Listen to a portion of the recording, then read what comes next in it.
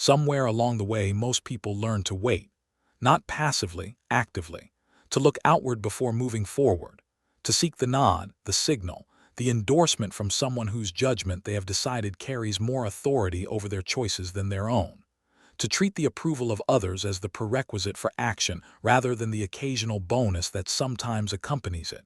It begins early, in classrooms where you raise your hand before speaking, in households where the right move is the approved move, in workplaces where the unwritten rule is that visibility requires permission from someone above you on the structure.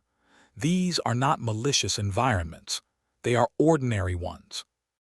And the habit they install is one of the most quietly limiting habits a capable person can carry into the parts of their life where nobody is actually required to grant permission for anything. Because here is the truth that the permission-seeking habit conceals from the person inside it.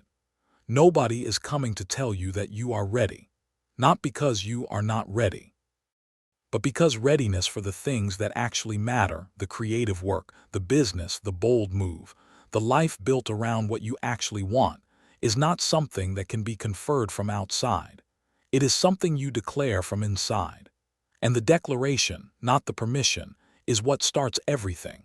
Wilson had been waiting for the declaration to come from somewhere else for 3 years.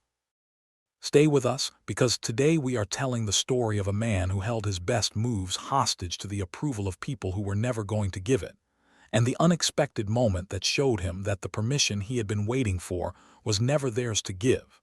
And if stories like this one matter to you, subscribe, because somebody out there needs to hear exactly this today. Wilson was 30 years old and extraordinarily good at preparing to act. The preparation was genuine, thorough, considered, reflecting real intelligence applied with real care to the question of whether a move was right before it was made. He researched carefully. He planned precisely. He thought through implications and contingencies, and the range of ways a decision could unfold with a thoroughness that the people around him consistently described as impressive. What they described less often, because it was less visible, was what happened after the preparation was complete. Wilson would bring the prepared decision to someone whose opinion he valued, a mentor, a colleague, a friend with relevant experience, and present it not for input but for ratification. Not asking whether the thinking could be improved, but whether the thinking was sufficient to justify moving, whether the plan was good enough, whether he was ready. Sometimes the answer was encouraging. Sometimes it was cautious. Sometimes it was somewhere in the middle, the kind of measured response that a reasonable person gives when they are being asked to validate someone else's significant decision and do not want to carry the responsibility of having pushed them wrong.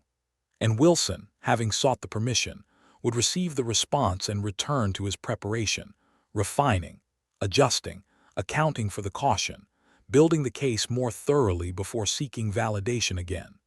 The cycle was meticulous and entirely unproductive. He had been running it for 3 years across the same central ambition. A communications consultancy. He had the skills, the experience, and the network to build. He had worked in communications for 7 years. His understanding of the field was genuine and deep. The specific gap he had identified in the market was real. He had confirmed it through conversations with potential clients who had expressed not just interest but frustration with the absence of exactly what he was proposing to offer. The business was not a fantasy. It was a plan that had been prepared to a standard of thoroughness that most businesses are never given. It simply had not been started. Because every time Wilson reached the point where preparation ended and action began, he would find himself, almost without noticing the transition, in another conversation with another person whose opinion he respected, presenting the plan, seeking the signal, waiting for the moment when someone whose judgment he trusted would look at what he had built and say with sufficient conviction that it was enough. That moment kept not arriving, not because the plan was insufficient, but because the people Wilson was asking were giving him the only honest answer available to someone being asked to validate another person's readiness to take a real risk, a cautious, qualified, contextually hedged response that acknowledged the strength of the plan while noting the uncertainties that any honest person had to acknowledge. They were not withholding permission. They were telling him the truth. And the truth was that no external assessment could give him what he was actually looking for, because what he was looking for was certainty. And certainty about a real risk is not something another person can provide.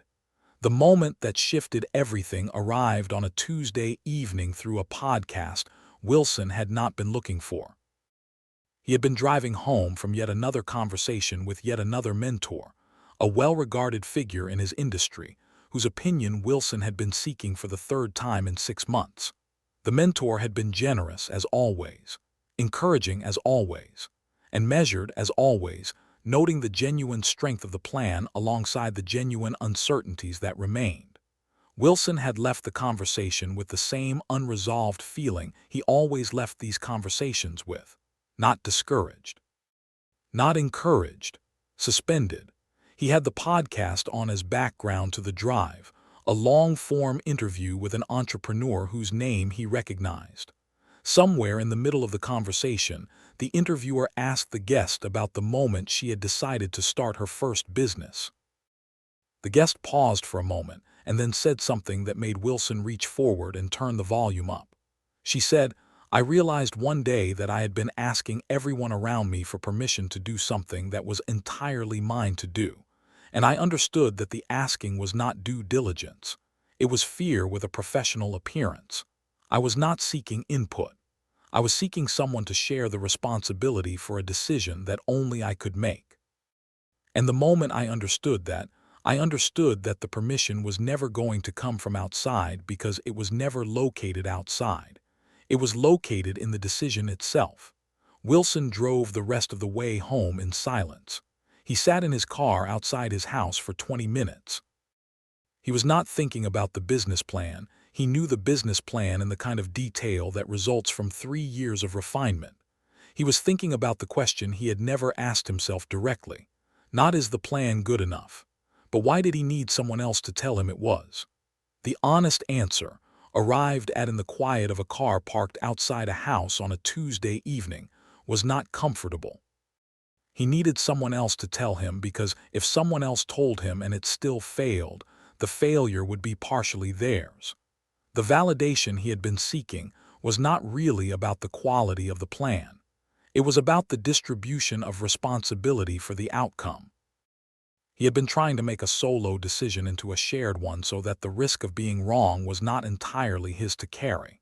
It was, he understood now, the least fair thing he had ever tried to do to the people whose opinions he had been collecting. And it was the most limiting thing he had ever done to himself, because a decision made with distributed responsibility is never fully owned. And a business built on a foundation of distributed responsibility is built on sand. He went inside. He opened his laptop. He registered the business name he had been holding in reserve for 3 years, not because the uncertainty had resolved. It had not. Not because someone had finally given him the signal he had been waiting for. Nobody had. But because he had finally understood that the signal was his to give, that the readiness he had been waiting to be granted was a readiness he had possessed for at least 2 of the 3 years he had spent seeking it, and that the seeking had never been about preparation. It had been about fear. And fear, unlike a business plan, does not improve with further refinement. The first year of the consultancy was everything a first year is: difficult in the ways he had anticipated and humbling in the ways he had not, requiring adjustments to the plan that no amount of preparation could have fully predicted. There were months that tested the decision. There were moments when the unhedged solitude of owning the choice entirely felt heavier than he had expected it to feel. He did not go looking for permission to continue. He continued.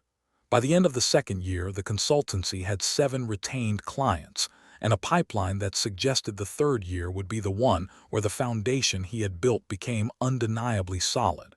He had not needed better preparation. He had needed to stop waiting for someone else to authorize a life that only he could build.